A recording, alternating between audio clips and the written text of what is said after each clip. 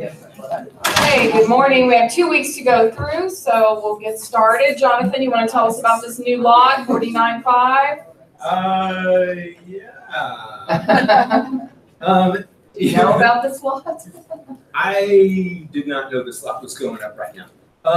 Yeah, it's almost 8,000 square feet. It's over on the north side, over by sort of Hardy and Elysian area, I believe, if I'm not mistaken. Yeah. And $50,000. It's a great place for townhomes or something like that. Great, thank you. Okay, 11711 Memorial in Hudson Oaks, 165. John Durfee.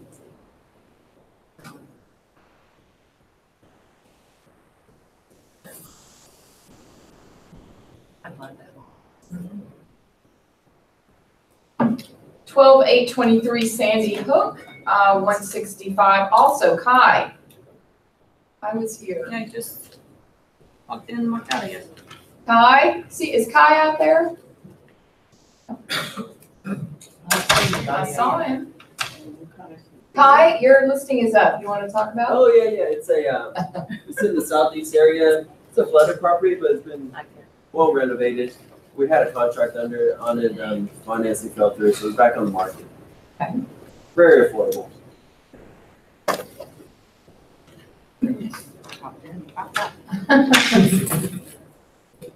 Okay, 1880 White Oak, White Oak Condos, 179 Lori King.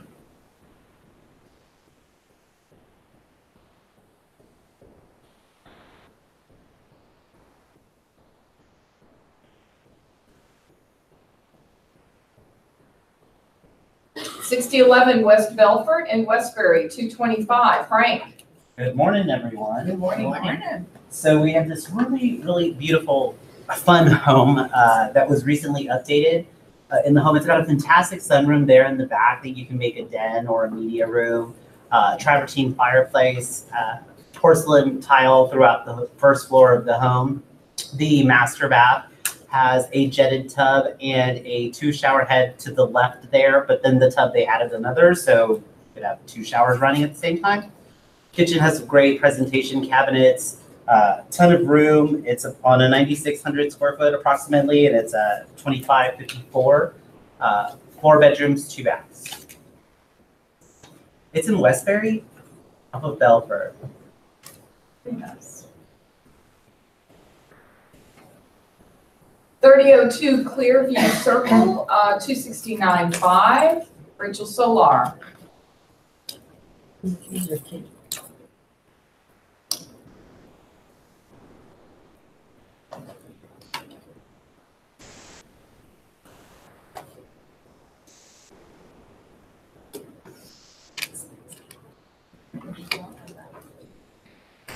$4019 Montrose, 269.9 Mike Spear.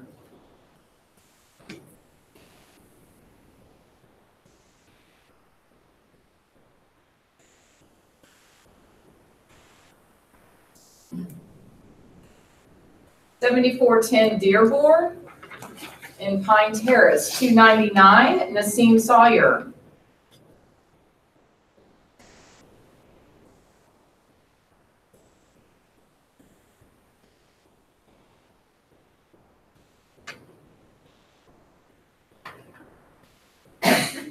$1,900 Genesee in Midtown, the Vistas, 319 Tim Shanahan.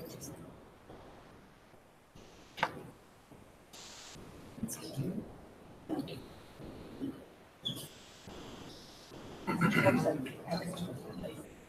Oh, that's adorable.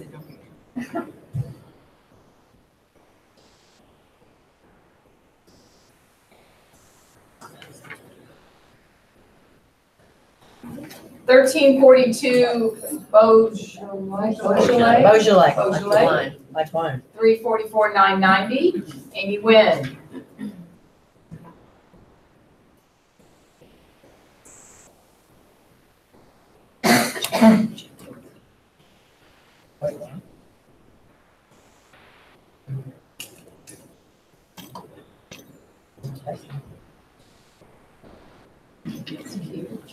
Oh, well, what's that?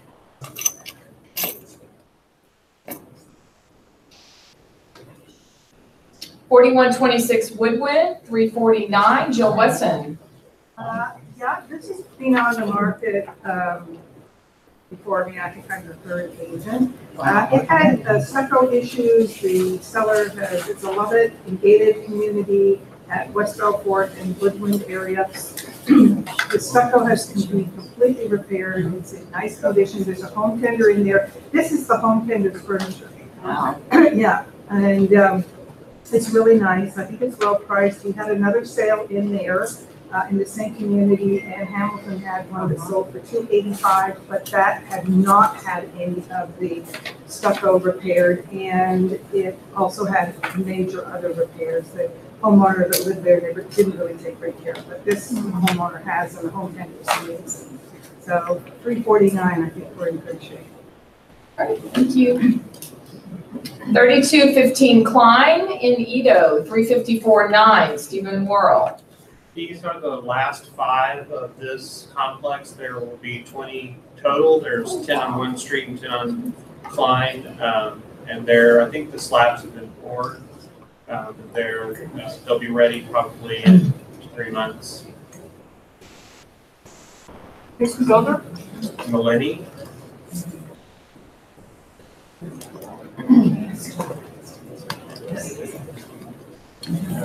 What's the address again? I'm sorry. It's on Klein. Is 3215 Klein. Rolling around in here.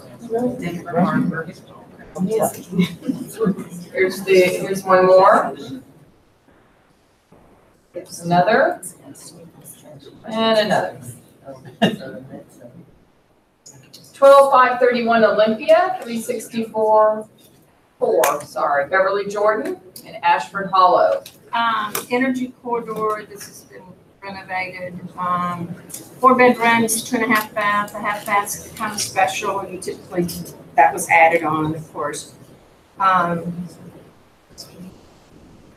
Great location, open up kitchen, granite countertops, really white, bright light.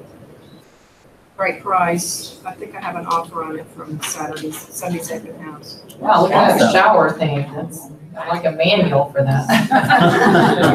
It's a car wash. It looks like a car wash. I always say that when I see all that, like, oh, car wash.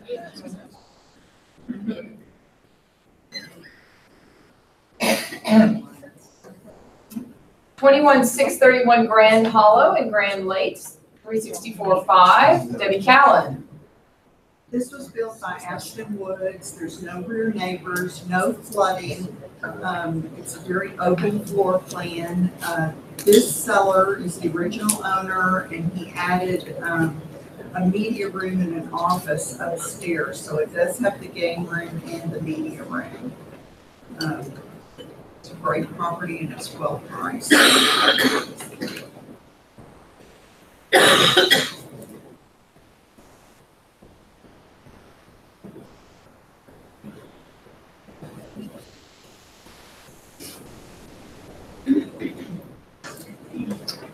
Here's the other one of Klein. Is this one a little bigger, Tim? They have 2 floor plans, so this might be a different floor plan from the others. Okay, looks like the same photos. Yeah.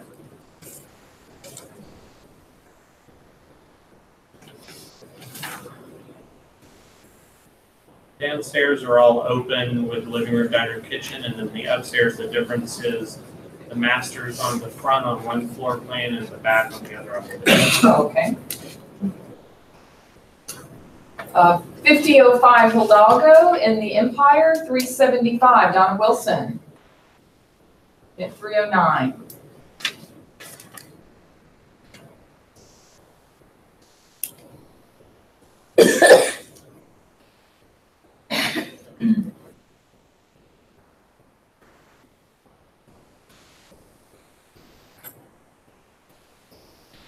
$13,914 Carriage Walk in Parkway Villages, 384-9, Carolyn James.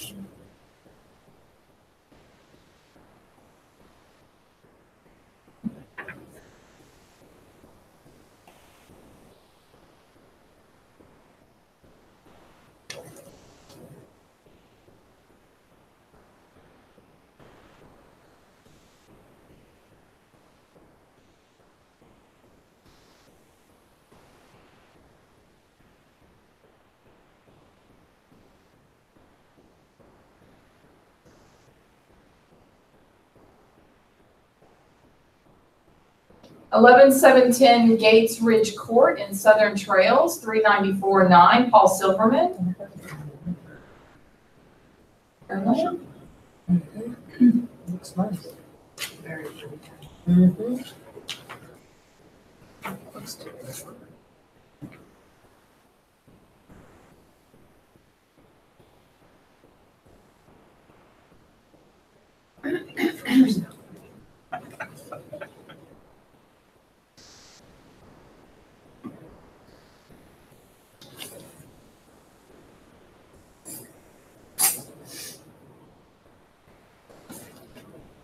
$28.09 Chartreuse, 408 Vicki Evans. Okay, guys, this is really an unexpected little townhouse right on the other side of 59. It's just really cool, floor to ceiling windows. It's got an elevator. See this fountain over Big here? It's door, got a yeah. whole backyard. Put a pool back there. I mean, she puts her little kids, they do swim in that fountain, but it's huge, it's huge. So they've got the traditional floor plan. They added this bar here in the living area. It's just a really special little place. 3 bedrooms, 3.5 baths, huge, 2,700 square feet. And they're moving It's got triple pane windows. triple pane windows. So even though you kind of are looking at 59, you can't hear it. These people are so cute. They called me, wait. See this white thing? This looks like it's a deck, but it's not a deck. They went to IKEA on Saturday. They said impulse buy. They bought those, what are those called? Little squares, little deck squares from Deck square. IKEA. The whole thing. Oh. We're taking new pictures today. They decked the whole deck. It's like, So- it was like $800 for them to do it. Now it's a deck. All right. Wait, is that a That's the balcony? Is view. it ground Look at floor or the it's a view. balcony? No, that's the balcony that Yeah. used to have that white surface that's not like you wouldn't It's the even wear deck. high heels on it because you could go through it. So Mm-hmm. now they put deck flooring on it. So now it's really a Wow. deck, and that's what you see when you look out the deck. Well, that's And a good listen, idea. I haven't even got to the coolest part. So see this picture on the right? This is a gym.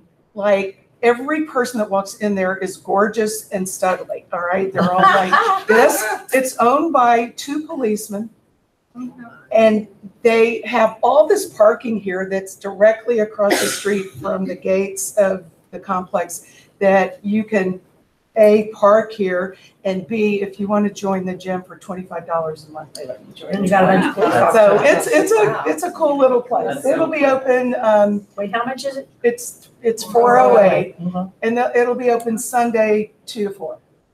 That's big. It's It's big. amazing. It's amazing. 2,700. 62 Floral Hills, 410. This is in Brookshire. Debbie Callan. No, it's Fulshire. Fulshire, I'm sorry. Cross Creek Ranch. Beautiful home. People have been transferred. They thought this was gonna be their forever home. So they made a lot of upgraded features. Those are real wood beams in the formal dining and family room. It has quartz counters in the kitchen, all posh, upgraded stainless appliances, a pot filler. The outlets are hidden, so you don't see any of the outlets on the kitchen counters or in the master bath. It's really, really a wonderful little alcove. If you have not been out there, it's just really a dynamic little area. I've actually sold something in Ontario as well. It has a bonus room upstairs that could be either a game room or a bedroom. They're currently using it as a bedroom. They have an outdoor kitchen. There are no peer neighbors. Fireplace outdoors? Yes, it's a fireplace and there's an outdoor kitchen. The percent leader. Yeah, there's that. What, you got 290? No, No, this this is is west. I-10. Oh, I It's can, okay. KK 1093. the West Park Toll Road all the way out to Fulshire. Okay, And there's an exit into the subdivision okay. right off of 1093. So it's just past 99 going west. 714 East 20th Street in Lamar Heights, 414-9, Tess Cheney. Oh, yeah.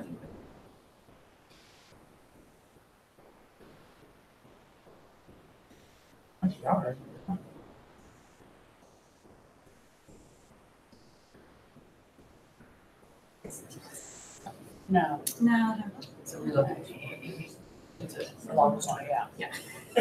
Yeah. If you see her name or my name. Right, usually they choose somebody's coming here or something and they can't put it there. There's a problem. There's a problem. 15615 Whitewater Lane in Barker's Landing, 425, Sandy Parker.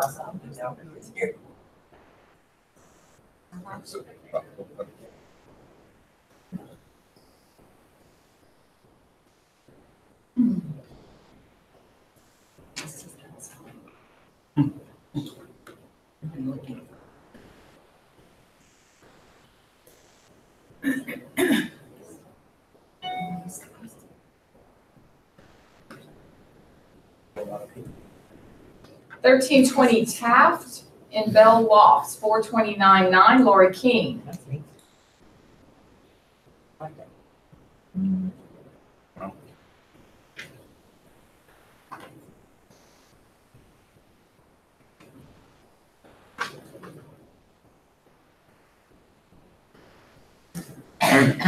Ten 112 Valley Forge, 449-9, Rachel Solar.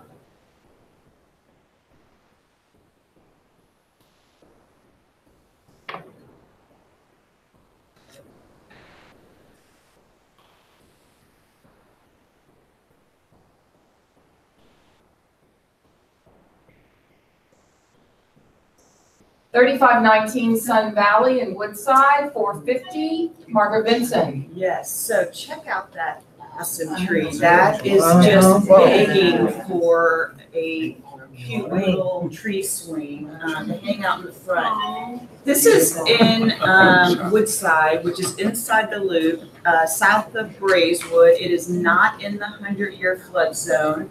It was a custom-built house back in the 50s, so it has a really differentiated floor plan from, if you're familiar with some of the ranch houses in this area. This one's a little different because it was custom. It's got a really cool ceiling treatment in the family room. It has two large family living rooms that can be used however somebody wants, attached to the dining room.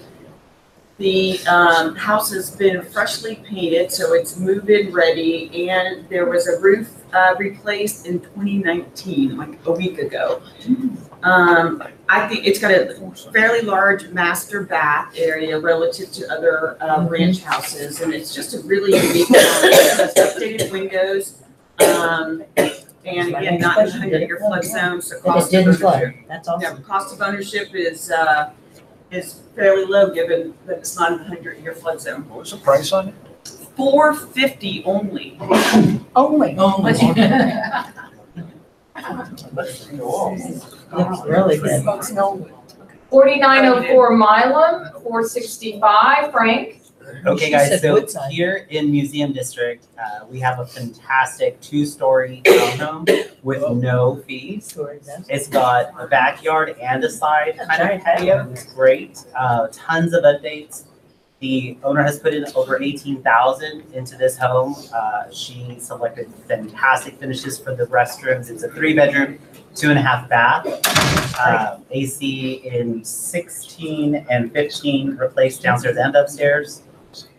It's just a fantastic home. It'll be open this Sunday from 2 to 4, so come in and take a look. The photographer doesn't, that's why I have to send it to someone else. Yeah, we do too. Yeah, we always send it out too.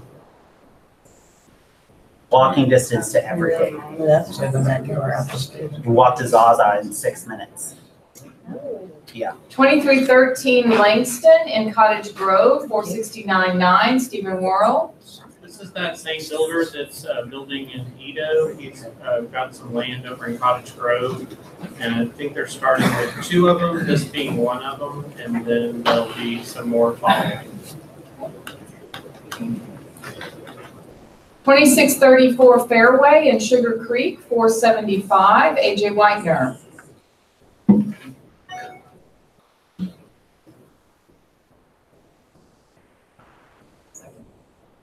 This is Sugar. Yeah. I knew Sugar Creek, but I didn't know. Yeah, Sugar Creek. Yeah, it's on Sugar Creek.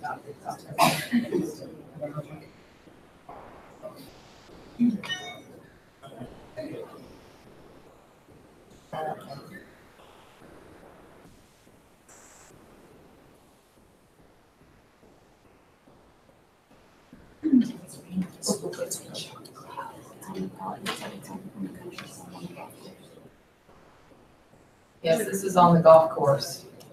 Actually, can I just, I drove down the street from this house. It's on Riverbend Golf, I don't know why it's not selling. It's on Riverbend Golf Course to the back, and in the front of it, you see Sugar Creek Golf Course. Okay. Oh, wow, 75, that sounds pretty good. Great if you like. Thank you, Larry. Here's the other one, right, Tim? Yes. 928 Nadine, 495 Yvonne Meyer. That's cool. That is really cool.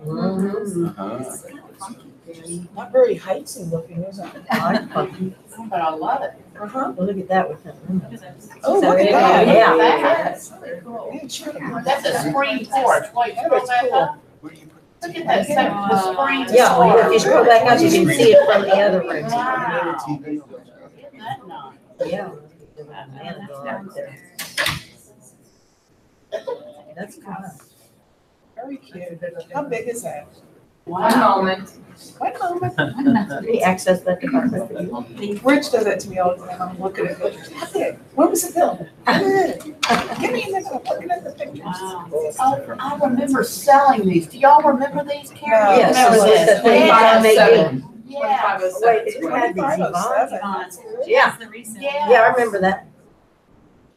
Yeah, I do remember these. Uh-huh. That, they were renderings with the roof line like that.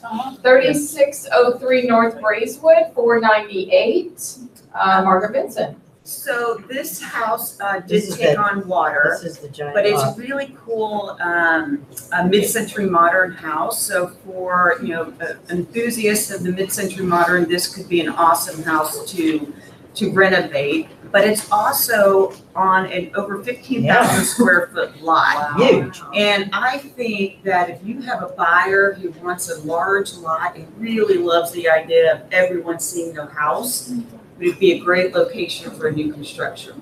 It's on the boulevard.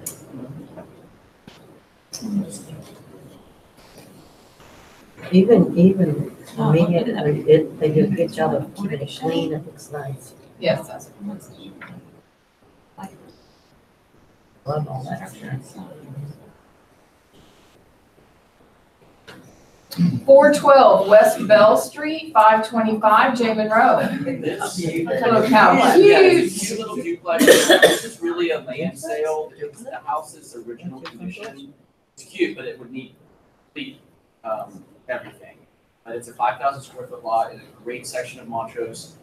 It's one of the last houses left on the street. It's all $700,000, $800,000 townhomes now. You can walk to Buffalo Body Park. You can totally live in that. It is a really cute little house. Oh, come on. Totally live in that. Not into foundation and all that. I'm just curious, Jay, how big is each unit? I'm gonna go with 900 each side. Okay. One bedroom each. One bedroom. And the owner lives in one side and her mom lives in the other. She's a good price. You know, I did that.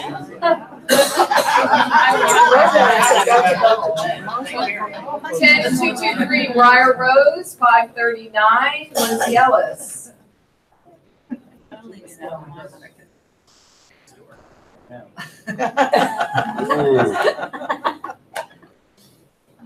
window is locked.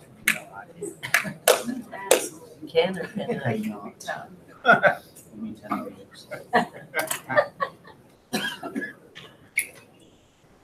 Rather than cat on this world. 15838 South Barker's Landing, 585, Sandy Parker.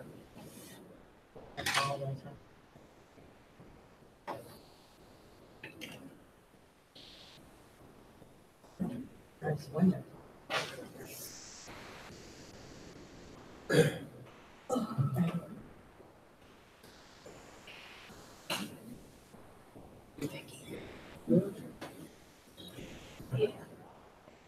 Vicky. 6314 Taggart and Camp Logan, 589, Lord Berry. If you guys have somebody who wants a turnkey lifestyle, if you have a golfer, Memorial Park Golf Course will be a PGA, so you're really within walking distance, which would be a phenomenal golf course down the road. This one was built in the early 90s. It's a quirky floor plan in that the master bedroom is downstairs, it's on the first floor, and then you go up a level.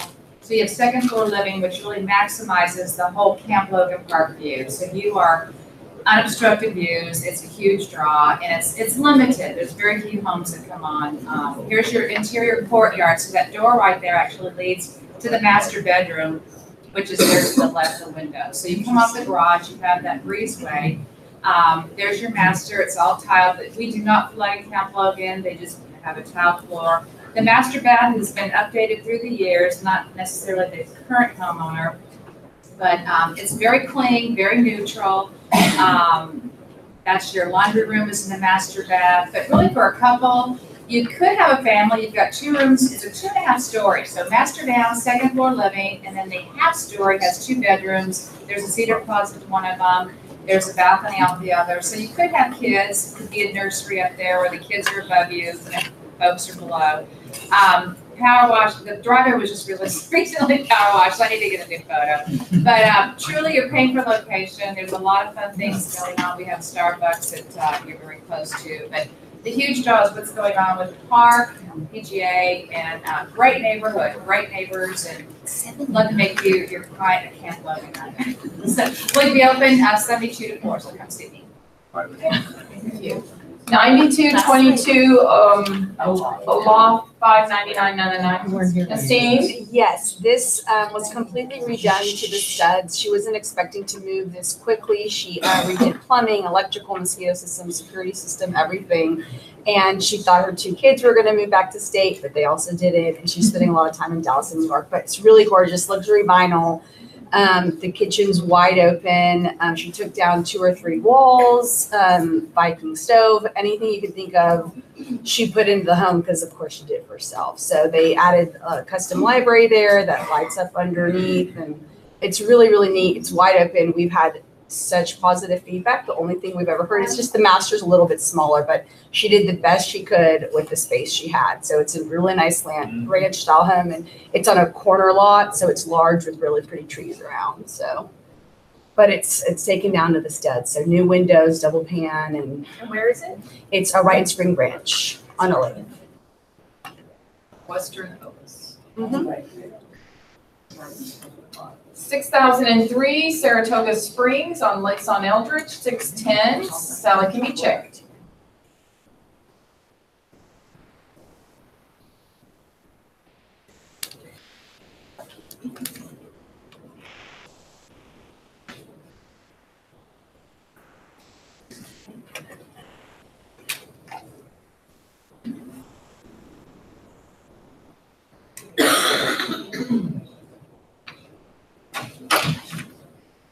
'25 Stalen Lane at Park at Post Oak, 640 Debbie Callen. This is a relist. My sellers have actually moved out, so we took it off the market to freshen it up. It's a great price. They're ready for an offer. Good location. Right here. Yep. Yep.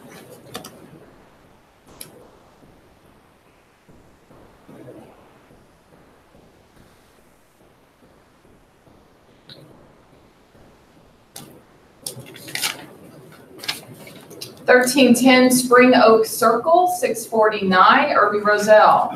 This is a land sale in the heart of Spring Valley. It's on a cul-de-sac just off of Westview between Bingle and Campbell. Lot size 10,400 square feet, 7.5 feet of frontage. House on it is not to be seen in miserable condition. Beautiful lot, big trees, backs up to a $1 million house. So, get your builders, take a look at it. Not many available. 2505 Dorrington, 649, Mike Spear.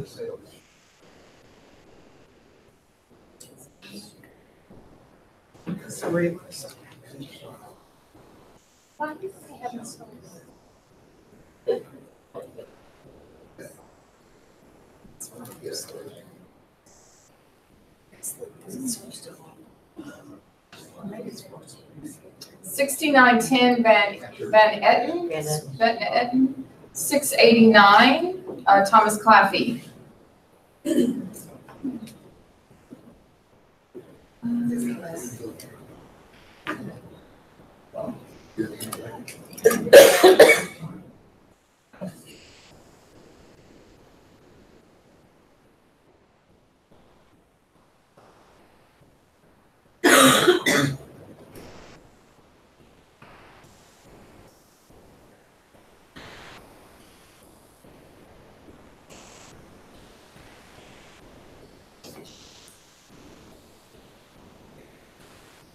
$31.13 Drexel in Lynn Park, 695 Jill. This is a relist. This house went under contract late last summer, I guess in September.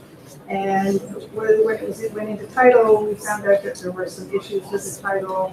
The buyer was willing to wait till it was cleared, but then the interest rates were going up and he wanted to, it just, anyway, it ended up falling out and we're back on the market.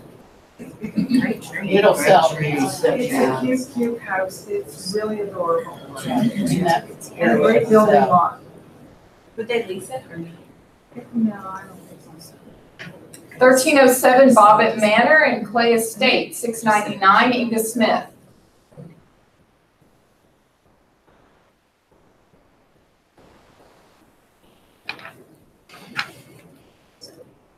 That's a great little neighborhood. Brilliant.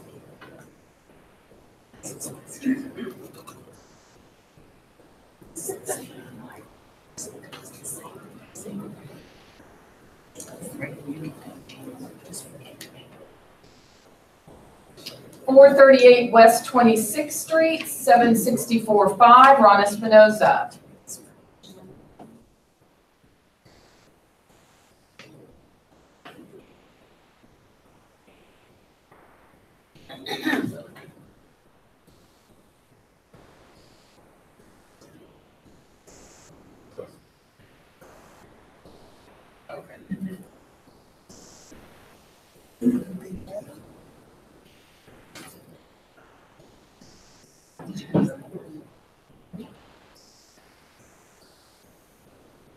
.423 Marshall Street in Westmoreland, 880 Patrick Baines.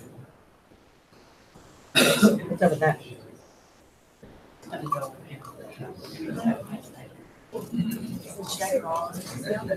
170 Flamingo Island, 899 Stuart Groves.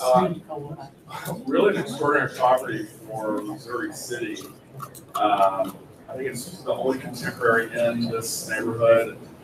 We've gotten a ton of attention for it. It's a custom-built home, 5 bedrooms, 3.5 baths, very well done.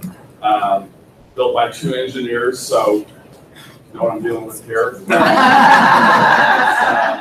Very well built. Very well built, spectacular. I mean, it's very nice house. Everything's built by James Lee Cityscape Development. He does condominiums and a lot of commercial grade stuff, so that's kind of how this home is built. And I think we priced it very well. They've been very understanding. So, waterfront, dock, boat, pool, everything. So it's very, Oh, that is so extraordinary. Wow. Gorgeous photo. You should Wow. have. Yeah, move that one back. Stuart. Do that, make that number 2. Take those up. Oh, yeah. Look at that, put that one up too.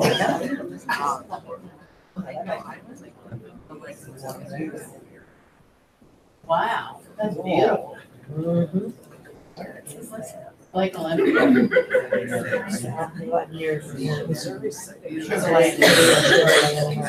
Suburbs. Yeah. 5650 Dumfries, 975 Headley Carpus.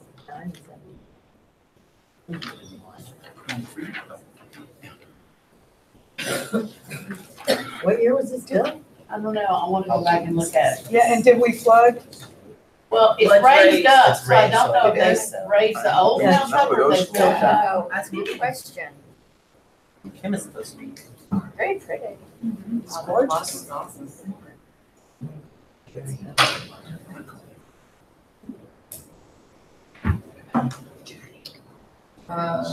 Wait, go back and tell the year built. No flooding in Harvey or ever. Right, see, high foundation. Your bill? It said no flooding. Newer house, Last 12. new house, okay.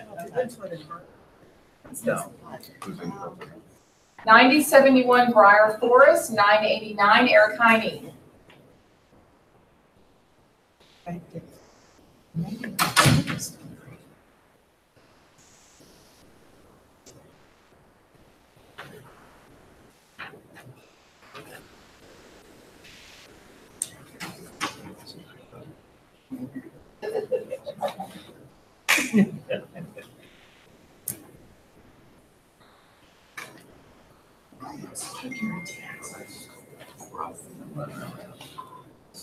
$12.15 Wyndon Commons Lane, $9.99 $7.50 Sally Kamichek. $9.99 Hi.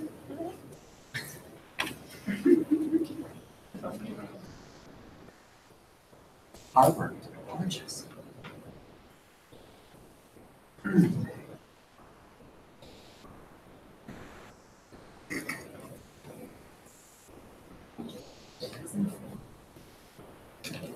$717 West Creekside, $1,170 Ragda. Creekside Manor, no photos. Oh, wait, hold on, I think I'm supposed to say something. It's a lot. Sorry. Yes, this is a lot, great location, it's a nice rectangular shape. House is livable, but in original condition, no updates, photos are being taken today. She put it on the daybook about this. Okay, Yeah. I think that was it. 6018 Rose Street, $1,185 Marlene Roden. That's the best every year.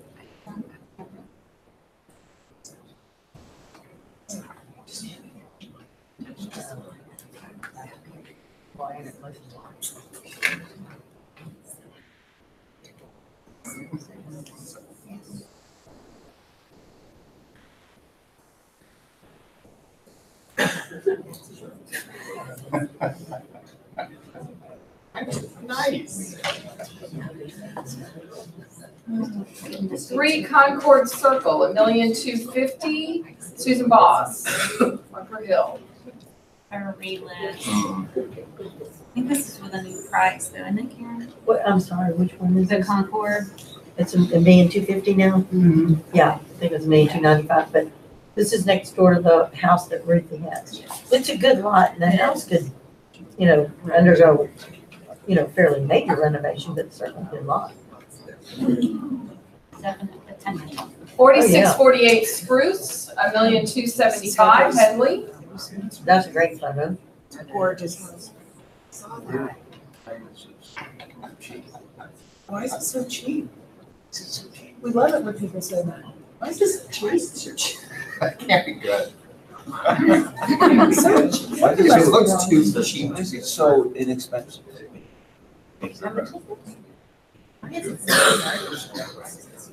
Wow. This picture's fantastic. Pretty. 1814 Nantucket, $1,339,000. Peggy Pentecost.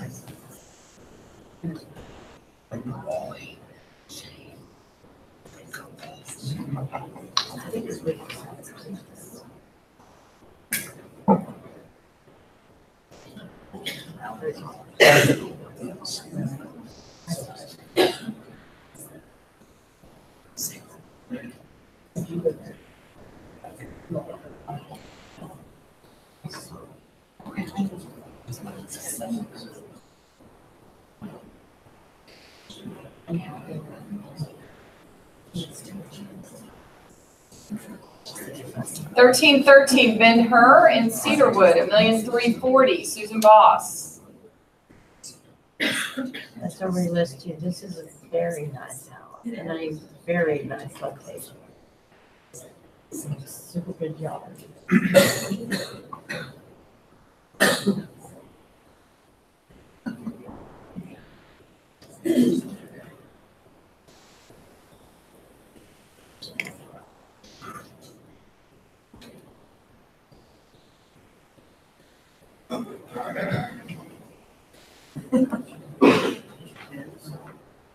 $5123 Holly Terrace, $1,395,000 Penny Moore. This is a relist. Y'all remember that it had foundation trouble, and so they fixed it, and now it's back on. It's a great price. Big house too. It's a big house, and it is a nice price. It's pretty. It's a good price. You gotta have your money up at a good price.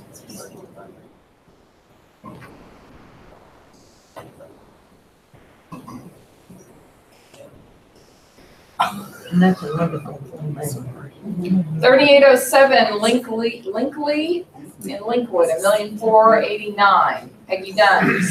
This is a new construction. It's on the 13,688 square foot lot. It's the least expensive new construction inside the loop on this size lot. It has neutral colors, has all the current finishes. It's in Linkwood, and Linkwood had a lot of flooding during Harvey. And so most of the houses have either been remodeled or Lovett has bought 6 lots in there. There's lots of new construction going on at Dunsville. Is this Lovett? And in this backyard, you could put a sport court and a pool and a trampoline. It has, it has so much space. Oh, wow. Oh. So it's 3 stoplights to the medical center.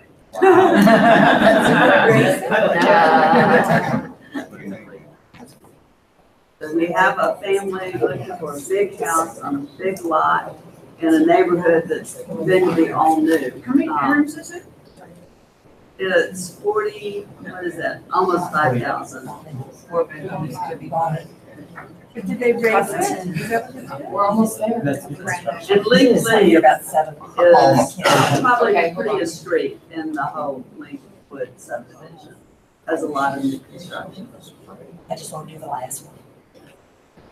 2131 Bancroft, $1,525,000 Robert Bland.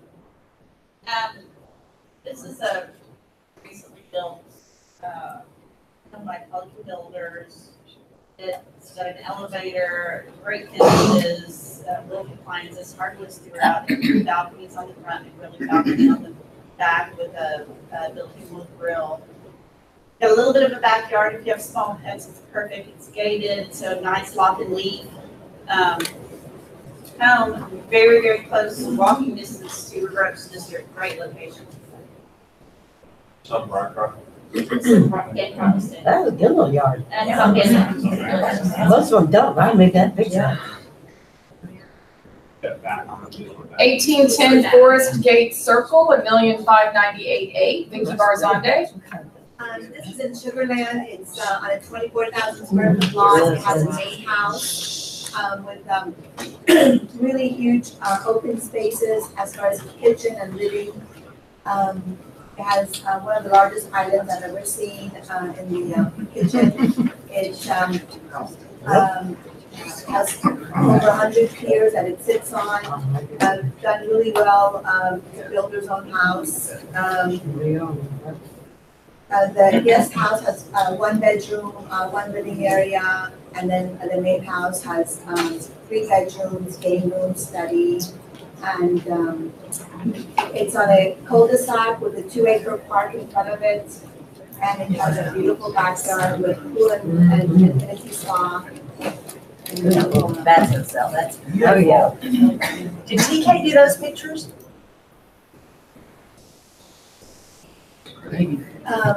No, it was, actually, somebody else. They're beautiful. Yeah. Really pretty. 1718 Cherryhurst, 1,725,000, and Singleton. This was just completed last week. I have it co-listed with Wade, and it's really beautiful by Hampton Lane Builders. It's right directly across from Cherryhurst Park. 4 bedrooms. Okay. 4.5 baths. I think it's about 43, a little over 4,300 square feet.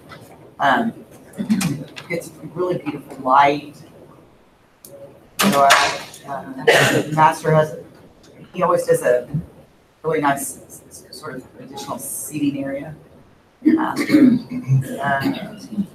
I love the room he did outside the kitchen, like putting the dining room in the middle. Yeah. And then that open room is Yeah, fabulous. it's got a nice floor plan. Y'all are open today, right? Yeah, I was just gonna say it's open today from 10 to 12. It's really pretty. Very pretty. And such a nice location. I mean, it's right Yeah, across it's from the really park. pretty location, and they really sort of kept the whole look of the home Right. to the, the sort of period of that neighborhood. Very pretty.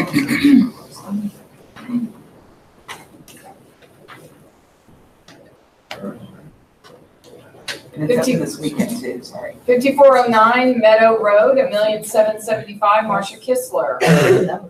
On Manor. That is, wow.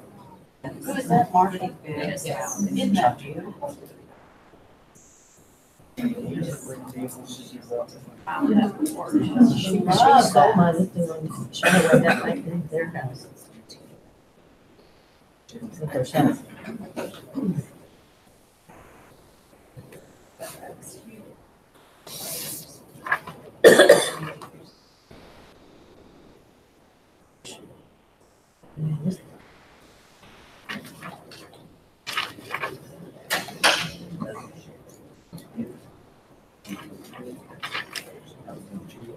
Yeah, correct.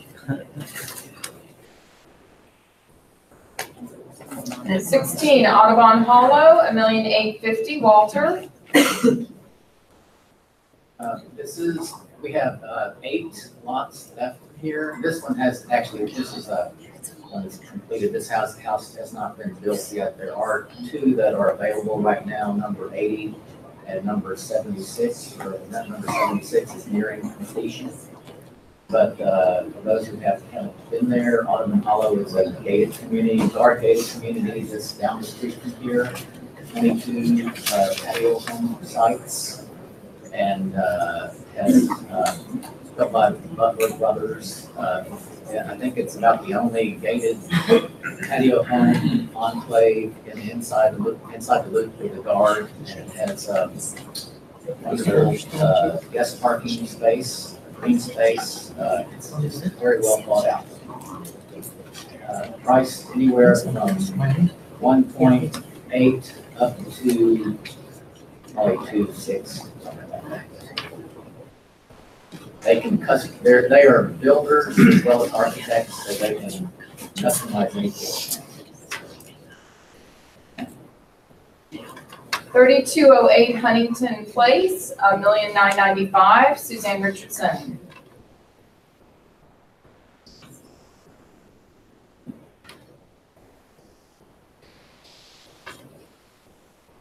He's having this open today also. Oh.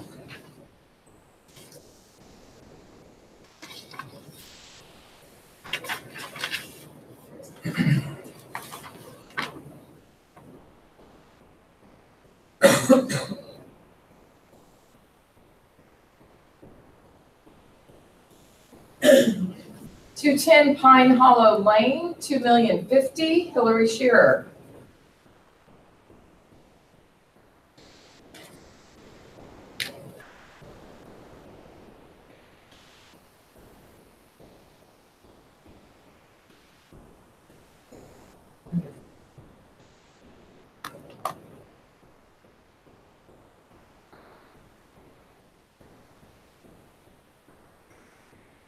This is a beautiful, well-done home, one story on the bayou. Did it flood? Um, Because several of them did. No, I don't No, it didn't. think this one did. You know where Mike Malstead's house is? I think it lost a little bit of the, of Yeah. its bulkhead, if you will, but Did Mike's flood? it's No, but the incredible, one next door did. really high quality. Never.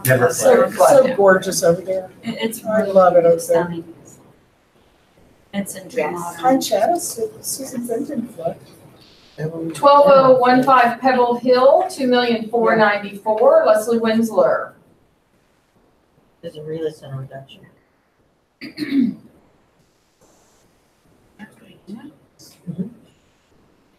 It was, I want to say like 2,699.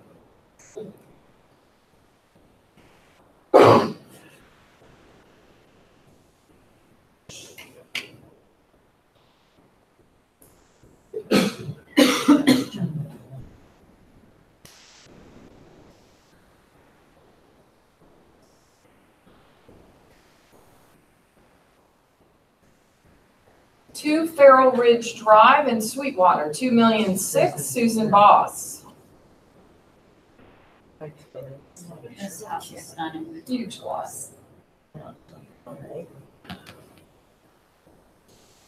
Setting of it is gorgeous. Back to the golf course. I think it does have views of it.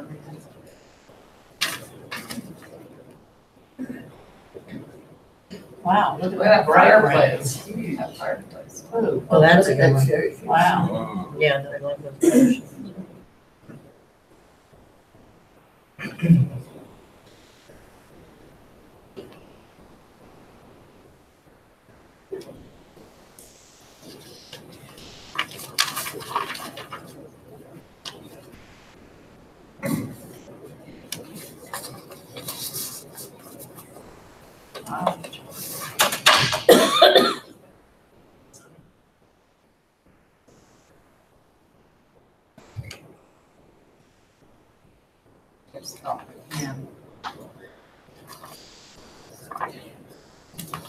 We'll do this one with Martha Adger had to leave. So.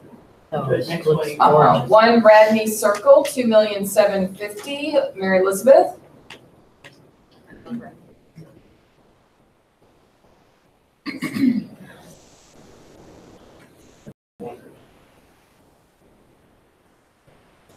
It was torn out before her.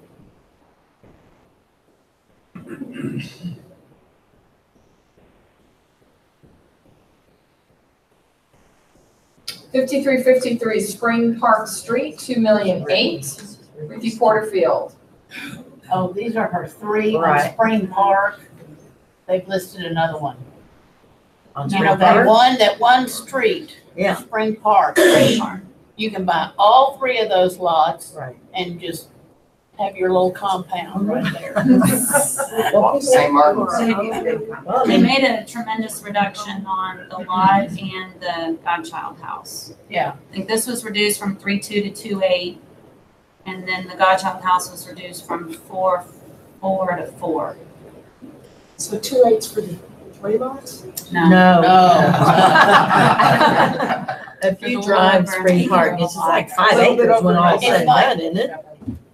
I think it's over 5 acres. Yeah. I think Wow. Together. it's huge, yes. So think it's big. So if that's for 1 acre, the other 4 acres are with the lot? The They have on? houses. There's 2 houses and 1 Couple of them vacant had lot. houses, yeah. You drive in Spring Park, there's a house, There's a lot. compound, everything. You just shut your gate and Say goodbye to the world if you want. Build a high rise on it. But some people like to have multi-generational families. You can have all your kids, if you like your kids enough, you can build houses for you. If not, they could have their house and not be in your house. a wall. 2948 Chevy Chase, 2,895,000, Claire Leopard.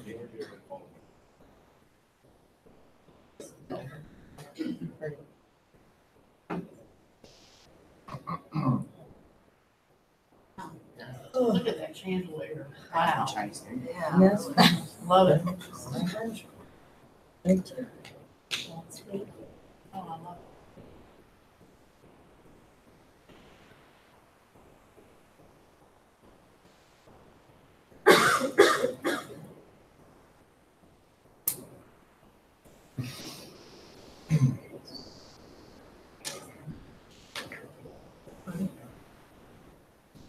Funny.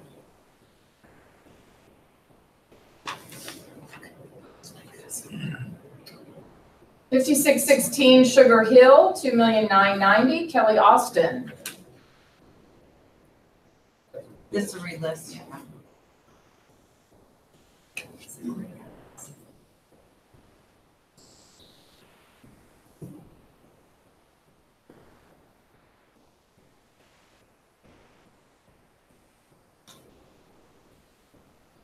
Great price. And that's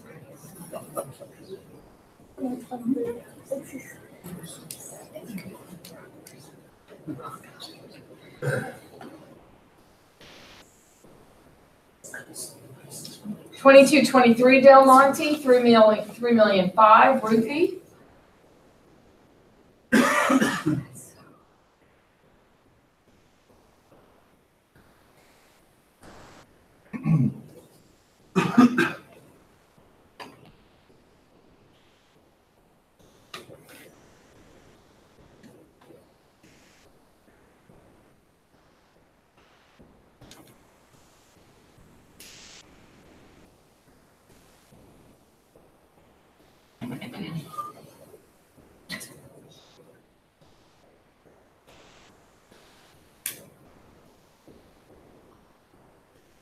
Three Philbrook Way, 3,750,000, Keith Caposta.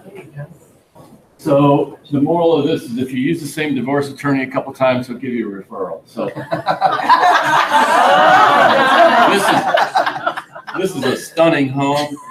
It was bought in 2012, and this gentleman came in and he spent a fortune adding on, doing new things. That's the library, baccarat style chandeliers throughout, all marble flooring on the first floor. Another baccarat there. That's the wine cellar, 1,200. That's the dining room with Carrera marble countertops, so Wolf appliances and a Sub-Zero refrigerator.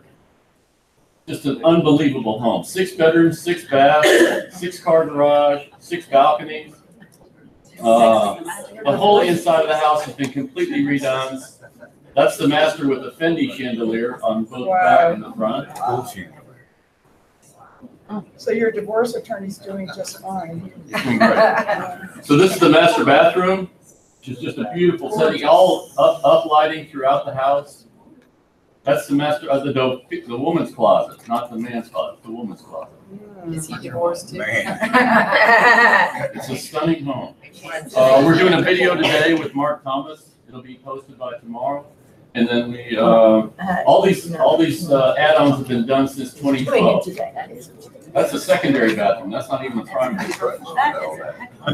And it's got floor lighting that when you walk down the hallways at night, the lights come on as you walk. And it's no expense has been spared. You can't quite see here, but you can go for 1 second. You have waterfall chandeliers. That's the media room, and they kind of crystal down. The lighting is being hooked up today as we speak. That's going to be stunning. Where is this? Oh my God. So it's in Carlton Woods. It is not on the golf course. It's a 46,000 square foot lot. The home is over 10,000 square feet, 10.6, I believe.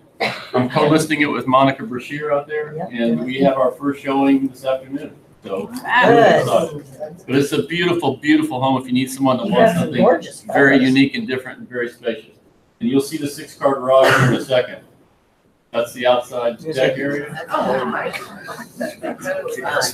Keith, you need to pull some of those photos up sooner. Oh, plus because it you're has a already paddle at court. 44. Has an outdoor paddle court, which is kind of like, there's your parking garage. Oh, yeah, you got There's 5 bays, but one of them has a lift. You'll see the lift right there. Oh. And then the floor in You need to there. move those photos up. People like that kind of stuff. Which one? Don't make it number 47. Make it like the first 5 or 6. Really? Yeah. Yeah. Go to that car. Pictures. Why don't you add them to our vendor list?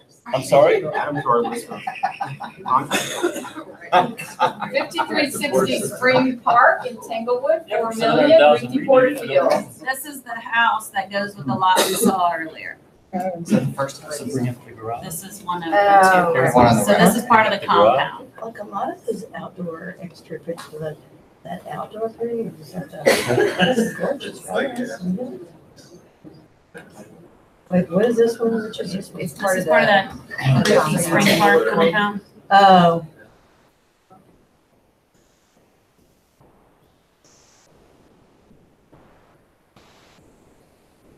$11,500 Calico Lane, 4,250,000, Susan Boss.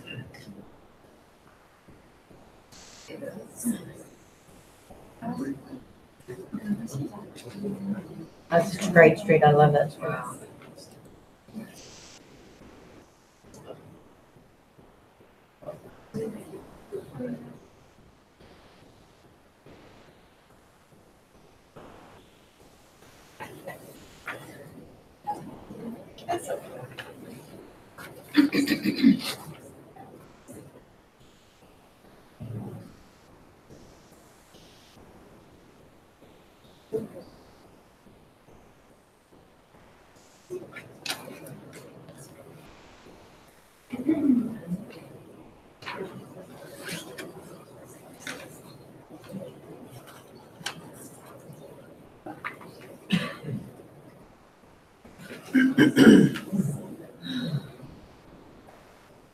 And that's Martha's, we'll do hers later, so that was the last one. That's what?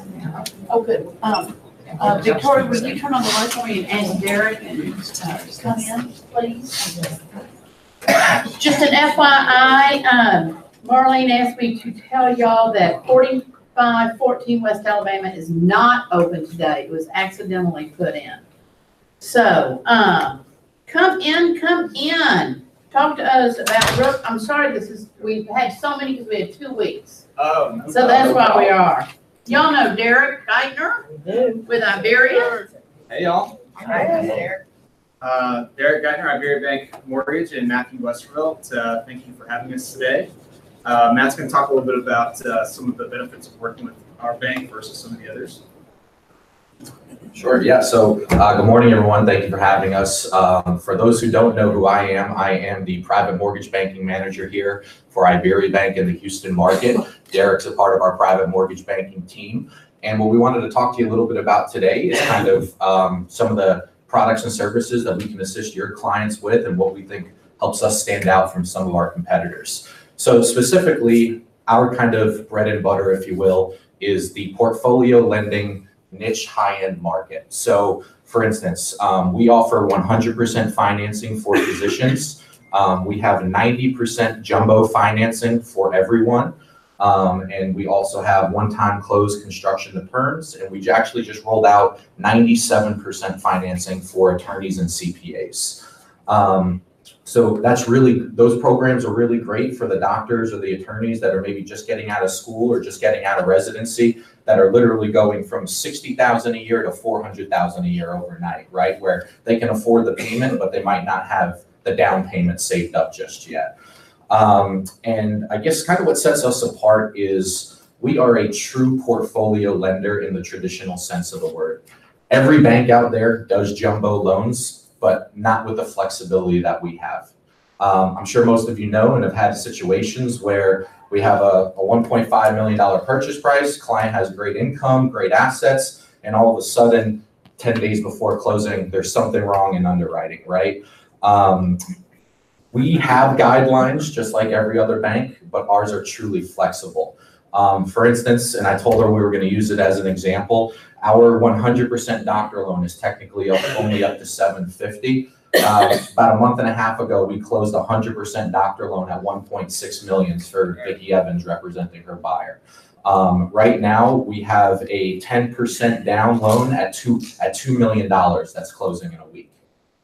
So we are a true old school private banking portfolio lender, common sense establishment, as opposed to the rigid guidelines that are so common in our industry today. So kind of those are really the things we wanted to point out. We appreciate you giving us the time to come and speak with us, and we look forward to the opportunity to connect with all of you further, and we hope to earn your trust and work with you guys in the future. Thank you. Thank you.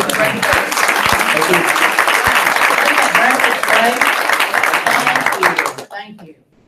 Okay, one quick announcement and then one more. Amber Messerana, is Amber here? Where is Amber? Oh, stand up, Amber. Amber has joined our Woodlands office. She's an experienced agent with Keller Williams and is where's Peggy? Pentecost. She is very involved with WCR in the Woodlands area. Welcome. We're glad you're here. Okay, before we begin our program, I would like to visit with you about my email that I sent out late Friday.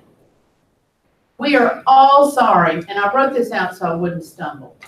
We are all sorry to see Sita leave, and we truly do wish her every happiness.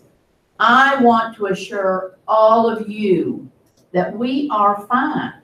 I learned a long time ago from Martha Turner, the one thing in life you can rely on is change. And change is good. It creates new opportunities for growth and success. Martha Turner Properties went through a tremendous amount of change over the 25 plus years I was at Martha's side. Some challenging, some terrific. And look at where we are now. The #1 company in all of Houston, and we will remain #1.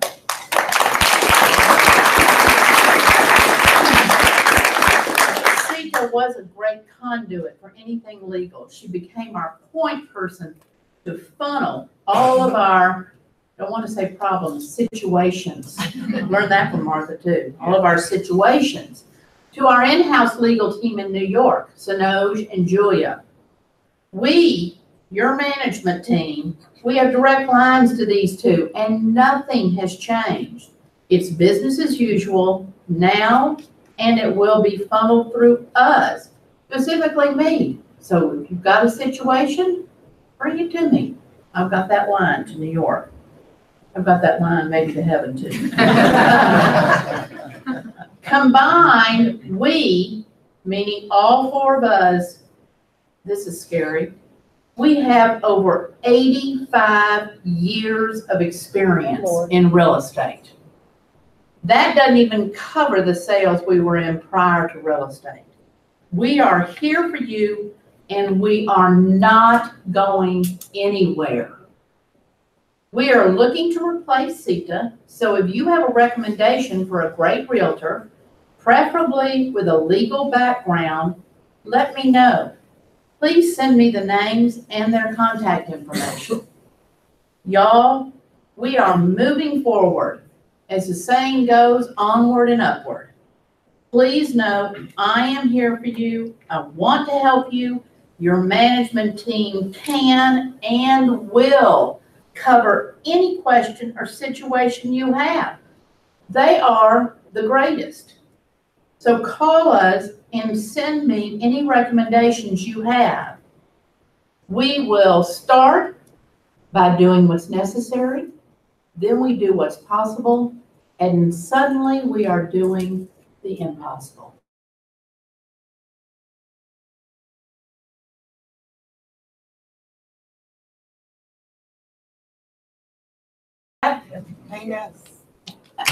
Hallelujah. So, now that we've said that, let's move on to our program. We have a great program for you this morning. We're going to believe in our dreams. My dream is to weigh 125. So y'all just hang on to your hat. And we'll see what happens. Yeah. All right, Mr. Paul, here we go. All right. Speaking of change, I love change anyway. I mean, change is what brought me down here. Granted, I might get some mixed reviews from you people, but thanks, Bob. So also, I have another change announcement too. This goes back to the business planning meetings because we really take what you guys say to us, and sometimes it takes a while for us to implement. And this is in regards to the marketing department. So 3 years ago, the marketing department here was mostly a production department, and we heard we need more creativity out of them. So we use technology, this thing called EasyCat and these other technology tools to reduce their time doing productions type things to open up creativity. And what we've been hearing in the last couple months is you now need even more of that. And a lot of specific is you want more access to Chris, get Chris in the field more and more one-on-one time. And so we're going to do that. So we got Chris an Apple laptop, which makes him be able to travel more often. We're going to set him up in Memorial. We're going to try and do that weekly, so he's office hours out there. He's also going to get out into the outer offices or our non-central offices more often. So to do that, Chris and I have been talking about this for a while. How do we best set up that department so that your needs are covered while he's out in the field? And again, through technology and the hub rolling out, we're going to be able to capture a lot of the proofing that Michelle does is going to be captured through technology so much. I think it's going to reduce her workload 30 to 50%. And so what that's going to do is now allow her to do some of the operational things that Chris was doing. So we're going to try to open him up to be, your creative link, more one-on-one, like I said, anything operational. So if you have some ideas, you can use Michelle as a conduit because she knows the marketing, she knows all the materials there. If you have a brochure problem, things like that, she's going to be able to answer that quickly and easily.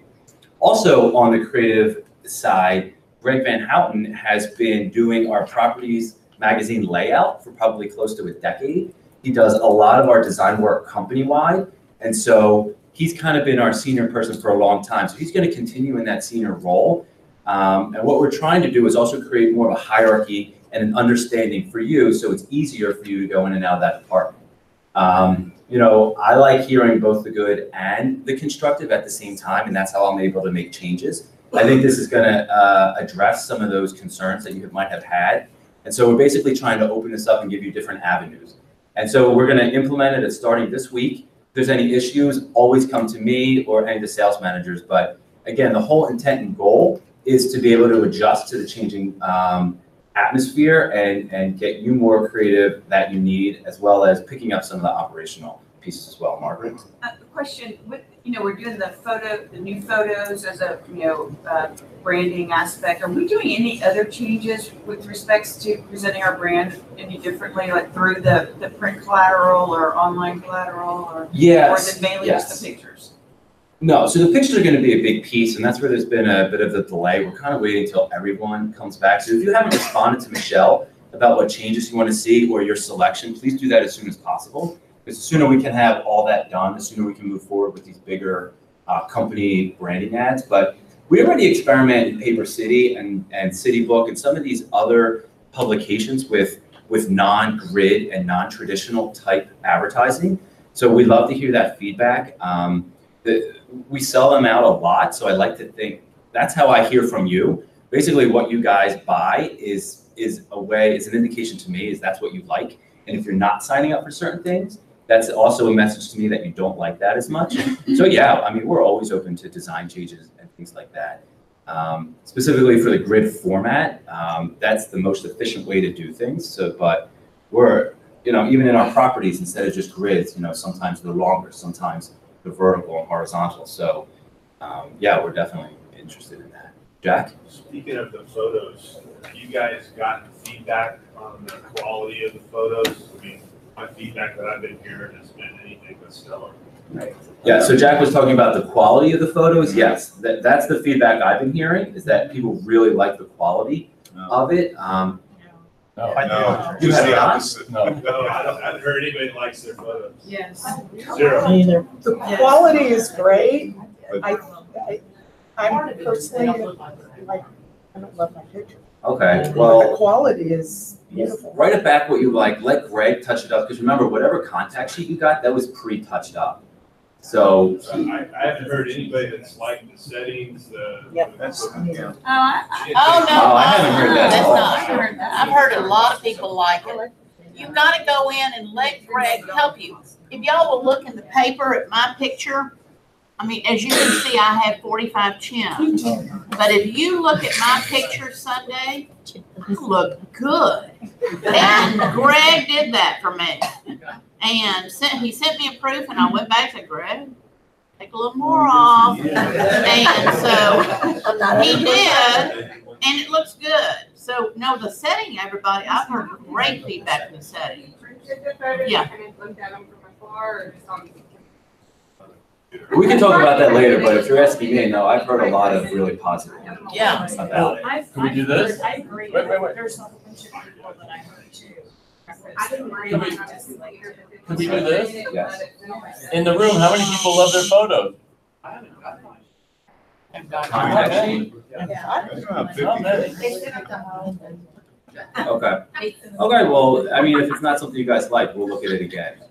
But we're kind of running out of time, so I wanted to jump into my statistics. I'm just gonna blow through this so we can get to Robin's part. Also, you should be getting an email today from Chris about your Circle of Excellence photos as well. So we're just gonna do the statistics. I'm gonna do this in like 30 seconds, but again, from the business planning, some of the feedback was you'd like to see how we are against our competitors. So this is active listings as of yesterday. This is our volume, so we have 714 million. Greenwood King is about 300, JDR about 500, Heritage about 170. So in terms of active listings, that's where we stand. We're 42% of this market. In terms of size, you can see we have close to 600 listings at this point. We're up about 5% compared to last year, so we do have more listings at this point. And we're about 40% of the size. That was for what, million? That's for everything. This is everything. Million and up, as the price point increases, our market share increases almost linear. This is everything. If we did million and up, we're over 50% of that market in terms of listings. Yeah. Showings are up 8% from January of last year. Hopefully, you guys are seeing that in your open houses and in your pendings. I'll let you guys read. That's all there. In case you're wondering about Compass, I purposely didn't put them in here because I know there's a lot of talk about them, but from an MLS production standpoint, they're actually really small still. So it's a really tiny percentage, so it didn't move the needle much at all. And then closed. Here you can see all the closed. So we're basically double everyone else in terms of closed. Granted, this is 1 month, but we are starting 2019 very strong. Our listings are up, our pendings are strong, our close already is strong. So what conclusions can we draw? I think the buyer market is a little bit delayed, but how do we play that to our advantage? The inventory is up. So when I say pendings are down, pendings across the board are down compared to last year. So our showings are up and our pendings are down. And what that means to me is just the buyers are a little hesitated in moving forward. And because Tom used to talk about this too, sometimes it's early January, sometimes it doesn't hit until February. I think this year it's going to hit in February. And I don't know, hopefully you guys are seeing That's the spring market, middle of January? Well, Well, it they used call to it the be like spring market. spring break. Now it's Yeah. early. Now it's January. Well, and on my first screen, I call it the pre-screen market. Yeah. And then if you're working buyers, I think you should really be focusing on that showings are up and open house traffic is up. Because we don't want to get in a situation where buyer urgency walks out the door, because that's a problem. So that's my update. Thank you.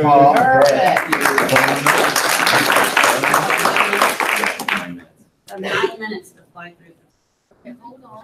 Y'all know I talk fast to begin with. I'm really talking fast. Uh-oh. You don't have them.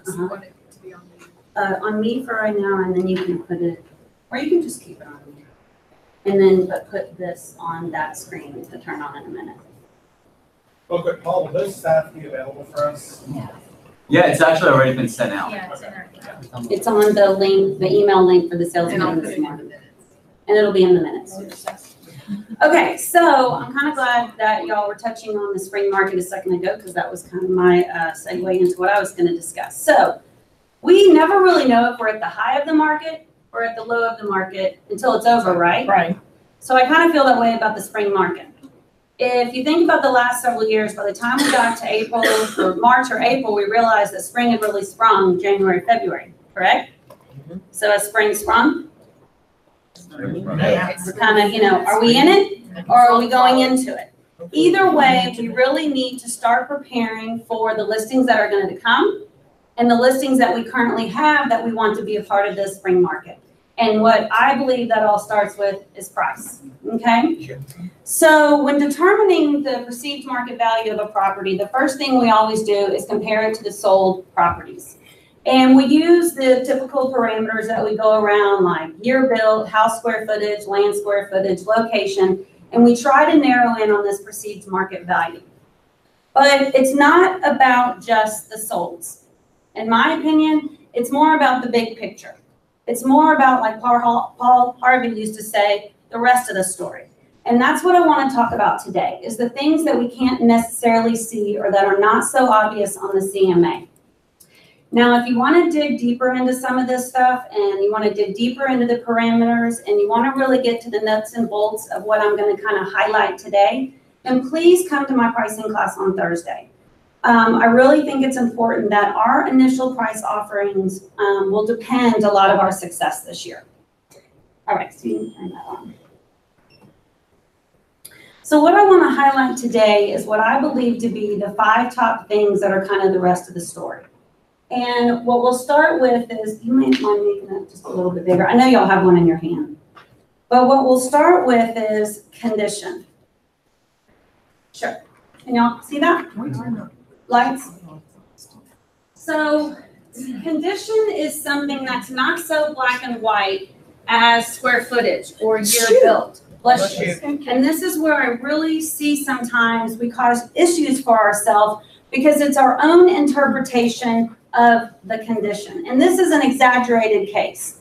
But when we meet with y'all in our offices and when we go on listing presentations, we kind of just see this repeat itself. And just, this is an exaggerated example, but somebody could come into my office and say, well, I can't understand why my listing's not selling. The kitchen's totally remodeled and we can't get any showings. Well, then when I really go look at the pictures, the fur downs are still in, the original cabinetry's still there. They might have been refaced, and there's some nice granite and some pretty backsplash, but it is not a gutted, repurposed, repositioned kitchen. And you can't compare the two. And so just really being honest with yourselves about the condition when we're talking about updated versus remodeled versus gutted, really be honest with yourselves. Another item of condition is the age of the mechanics.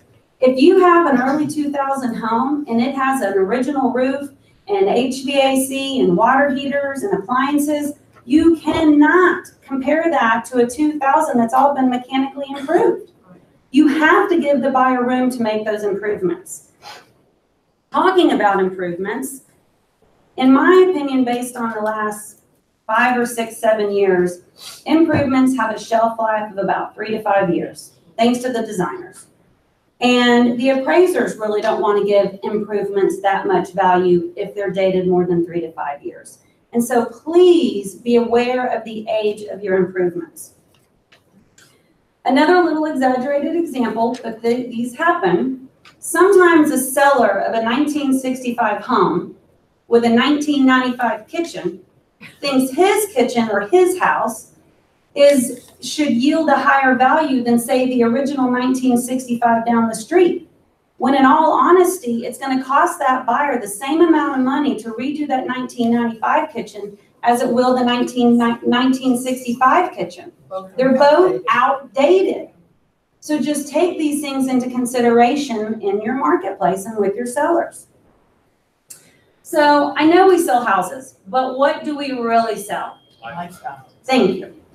We sell the amenities that create that lifestyle. the mudrooms, the walk-in closets, the motor courts, the stables, the sport courts, the pools, the kitchens, the backyards, whatever it may be, right? You have to be honest with yourself about whether your house, your subject property, offers the lifestyle that is similar to your comparables, okay? You might not always get a dollar for dollar return on the lifestyle, but it might or might not get you your buyer. And again, this is an exaggerated case, but you got to understand the value that you're offering in the lifestyle or what you might not be offering.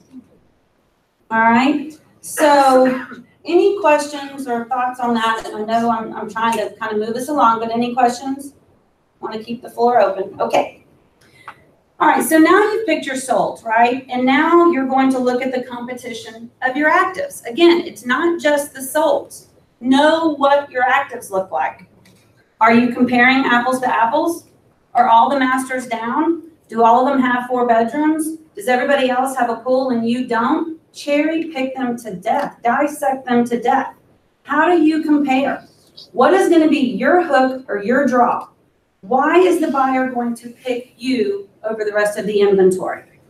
And do the same thing for your pendings. Guys, the pending market is the most current market you have. It's the current market indicator. Are there any pendings? Because if there aren't, that's a really bad sign, and that needs to be discussed with your seller. What are the trends in the pendings? How do they compare to the solds? Are the values going up or the values going down? What are the properties what are the buyers expecting in the property for the price that they're willing to pay, okay?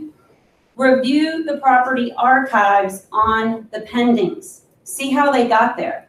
See if they had to get a reduction. See how long it took them to get under contract once they got a reduction. Look at the property archives. There's lots of information in those. Any questions on that section? Okay, again, I told you it was a snapshot, so I hope this is helpful. Now let's look at the stats. Okay, these are 2 important stats that I think you and the seller should all know. Your MOI, your months of inventory. This is the amount of time the current listings can expect to be sold. Okay, appraisers say that if your MOI is over 6 months, then inventory is high. But I think that really goes for each marketplace. Say your MOI is 12 months. Okay, that means it's going to take 12 months for all the current listings to sell. Whether you're on the front end of that 12 months or the back end of that 12 months, I think depends on your initial list price. Okay, so now that you know your MOI, you know what you're up against, reevaluate everything again. How do you compare? Are you superior or inferior? Where are you on the average of the list prices and the average of the sale prices? Are you on the high end or are you on the low end? Why would the buyer pick you? And have you even seen the competition? I think you guys are usually really good about knowing the marketplace, but just for the sake of saying it, have you seen your competition? Do you really know what you're up against? Then there's the days on market, DOM. This is the allowable time the market says you have to sell. And if you, the property, exceed this amount of time, what's the perception in the marketplace? You're stale, you're tired, what's wrong with it? Nobody wants it. And guess what? You're now a statistic in the MOI. Okay? So know what you're up against. When, and I'm going to kind of jump because I'm going to merge my times here, and we'll discuss some of these responses, but when your seller says, oh, I have time, I'm in no hurry. You might have time, seller, but the market says we have 60 days, whatever it is. Make him understand it's not about his time. It's not about whether he retires or he doesn't retire. It's if you want to sell and you're committed to selling, this is how long the market says you have to sell. Otherwise, you're going to lose marketability and negotiations later on down the road. Okay? Have these conversations with them. Also on the days on market for the actives, look at their property archive. Figure out what mistakes they've made, the ones that have exceeded the allowable time, and don't make that same mistake. Okay, tell your seller, okay, but here's, your neighbors down the street and they've exceeded already their days on market, and let's look at what they started at. It didn't work for them. I'm not sure it's gonna work for us, let's not make that same mistake, because now they've lost marketability. Okay, so again, the property archives are a really good source. Now let's move, any questions on that? Okay, now let's move to price check. Again, this is y'all know I'm a big dork when it comes to this stuff. This is just my passion about looking at the big picture. Price check. So we decided that our perceived market value is about $850. Okay, I'm just picking that number. Take the price range now. Take your square footage out, take your lot square footage out, take your year built out, keep your location and keep your time frame. But now search 800 and 900. Okay? And what happens? Do you see the same properties that came up in your first search, and so that's reinforcing your value? When there's smoke, there's fire. Okay, you're feeling really good that this is where our value should be. Or did you identify any properties that weren't in your first search because your parameters were too tight, but this is a good comp and this needs to be considered? And do you maybe see a line in the sand? Because sometimes when you look at it this way and it's a little bit of a bigger picture, you can see, oh gosh, everything over $850 that's been selling, the buyers are expecting another bedroom or a 3-car garage, or it has to have a pool, and I don't have that, so I know I can't push the $850 mark. Okay, especially when there's 12 months of inventory, right? So all these things start connecting in your brain. And then repeat this for your actives and your pendings. Just see what that price range is doing for you, okay? Because your parameters might have been too tight, or you just might have, kicked one out that really maybe needs to be considered. Then let's be proactive, and let's just assume the seller's gonna have an unrealistic price range, okay? So our price range is 800 to 900. Now let's take it up a notch. Let's go to 900 to $1 million. And let's see what those properties look like and what that buyer is going to expect in a property if they're paying 900 to $1 million. And sometimes, again, there's another line in the sand that goes, oh, whoa, yeah, there's no way. Because these houses have 6-car garages and they're 10 years newer than we are, and they have, 10,000 more square feet. But now you're just convincing yourself as to why you can't be there. Then when you're talking to your seller, just maybe because you show the initiative that you tried to yield that higher value, but it's just not there because this is the kind of product they're expecting at that price, then the seller just might agree with you, maybe. But, be prepared to be challenged on that next, taking it up one extra notch. Can you conversely go below that? Absolutely. Yeah, just to convince yourself even further. Yeah, totally, Vicki. So then there's the HCAD values. I really think these are getting more in line. I do believe they have MLS information, and these are going to be just something we need to be aware of when we walk in the door. Please do not walk in the door telling your seller that you think his house is worth $850, and then he blindsides you with the tax value of telling you that he's been paying taxes on 9 1/4. That's going to be a very uncomfortable conversation, and you need to be prepared to have it. So that's another thing that I want you to consider when you're looking at values. And then lastly, y'all have heard me talk about this over and over again, but it's the HAR price range searches, okay? So HAR forces the buyer to search in the ranges that HAR has created. So let's just talk about, in theory, our 850-ish. Say we decide to list at 875, but at the end of the day, we've really determined this property is more of an 8 1/4. Okay, let's go for 875, but I really think we're going to be an 825, 830 buyer. You could very well be sitting in a price range that your buyer's not even searching. And in those situations, you're just listed and not really for sale, okay? Know what those levels are. Know where those cutoffs are, because for HAR, you search 800 to 850, 850 to 900. And if you're testing out and you're being aggressive at a certain price and your radio silence and your crickets and you're not getting anything showing, then you're literally in the wrong stratosphere, okay? And you need to course correct and make a correction very quickly. Same thing, and I'm going to kind of jump on the reevaluation. When you're talking about a reduction, does the buyer need a nudge, or do you need a whole nother pool of buyers? And this is the way I kind of evaluate that. Say you're sitting at $899, okay? So you're in the 850 to the 900. And you're getting a lot of activity, you're getting lots of reshows, but you just can't get that offer. then maybe that's the time you go to 875 and you give them that little pluck or that little nudge off the fence. They bring you an offer. But if you're sitting at 899 and it's that radio silence and it's crickets and you're getting lots of online traffic, but you're not getting any physical showings, bless you, guys, you're in the wrong stratosphere. That's when I think you need to get to the 850 level. I don't care if it's the 849 or the 850. I personally like the 850 because then you catch both sides of the search. Right. But if you got a $1.99 Walmart, mentality, then you go for the 849. Either way, the point is, when you see these reductions made within the same pool, within the same price range, it might have just been a waste of time. But you've got to evaluate that, okay? And I'm kind of going to jump to some of this, and y'all can read these later, and come talk to me if you can't read my mind and you don't necessarily know what it means. But sometimes the buyer or the seller says, well, just tell them to bring me an offer, or you're telling me that they're not searching all the price ranges, or they're not searching up to 900.